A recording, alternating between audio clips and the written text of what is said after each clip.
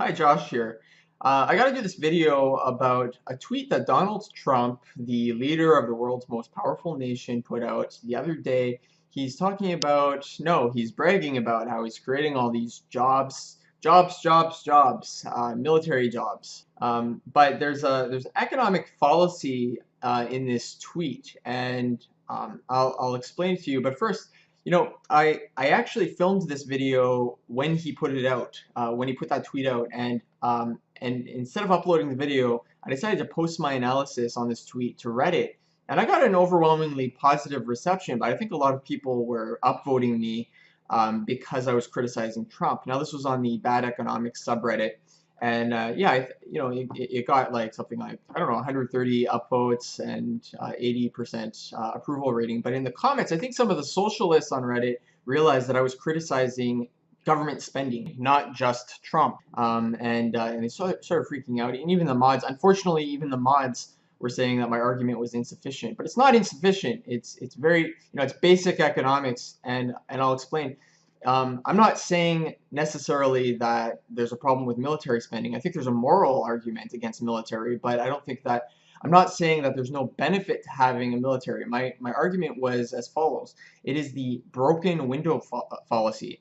The fact that Donald Trump, the way that he's bragging about jobs, right, is as if jobs were the end goal of this military program.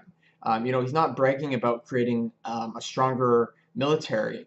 It's like when you go to the grocery store, right? When you go to the grocery store, you buy groceries. You don't cheer about spending a bunch of money on groceries. You cheer about the groceries you get. The lost money that you spend on groceries is a negative. It impacts you negatively. The groceries impact you positively, but the lost money impacts you negatively. If you think that there is an intrinsic value of just spending money, giving it out to, some people have the philosophy that a penny spent is a penny earned by someone else. Well, if you really think that that improves the economy, then go give away all your money. You don't even need to buy groceries. Just give it away, right? And this is the same sort of thing with these jobs, right? Sure, the jobs do provide value, but if you think that the jobs themselves are the value, then why don't you just pay people to stay at home and do nothing? Right? Let me explain to you this broken window fallacy. Well, there's an old story of a man who breaks a window by accident, or maybe it was his son who broke it. It doesn't really matter. And then he has to pay to repair it. So he gets a repairman to come in. He pays this window fixer for a new window. The person has to put labor into it. The person also has employees that get paid, manufacturers who made the glass. The glass has to source their sand from somewhere. And so there's this whole chain of jobs that get created.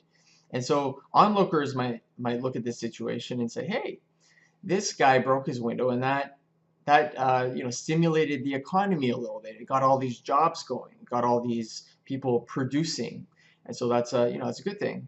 Well, if that's the case, everyone should be breaking their windows, right? Wouldn't that be really good for the economy if everyone just started breaking their windows and stimulating this whole glass industry? Of course, it's a fallacy. It doesn't make sense. Yes, that creates a lot of jobs, but it's a waste of scarce resources. You have people coming in, working on fixing glass instead of doing other things and using that labor elsewhere in the economy, and then you have spending that goes into that. And if you're paying for a broken window, if you're paying to replace a broken window, what is it that you take money away from other things that you could have spent on, like food or entertainment? You're taking that money out of that person's disposable income and spending it on the window. So really the question is, what else could you have spent that money on? And when you're making the choice that, oh well, you gotta spend money on the window, that doesn't necessarily stimulate the economy. It just shifts money from one area of the economy to another. And another thing that it does is it wastes the scarce resources in raw material that go into the windows. There's sand, there's glass, there's oil that for the shipping, there's transportation, and so all that stuff, all these resources get squandered. And economically, what that does is it creates a demand for those resources, and it raises their prices for everyone else. So this is not a good thing for the economy, and this is a broken window fallacy. But this is exactly what this tweet is indicating. Similarly, the jobs that Trump is creating through his military expenses are not a positive for the economy. It's an expense. If you have to take people out of the market and use them on military expenditures, you're taking scarce labor out of the market and using it for something else. So that's a cost. So this is like Donald Trump bragging about how much money he's spending, but not bragging about. I mean, I'm sure he brags about what he gets for that money, but nobody does that. You don't brag. What you want to do is reduce the amount of money you spend. You reduce the amount of labor that you put in, but keep the same quality. If Donald Trump could keep the same quality of military while reducing spending or freeing up labor to be used elsewhere in the economy, that would be a positive for the economy. Probably not as positive as completely eliminating military spending. That would free up an enormous amount of resources to be used elsewhere in the economy. But if he could keep the same quality of military while reducing jobs, that would be a plus. But instead, he's bragging about creating jobs, and this is a president that ran on a campaign of draining the swamp.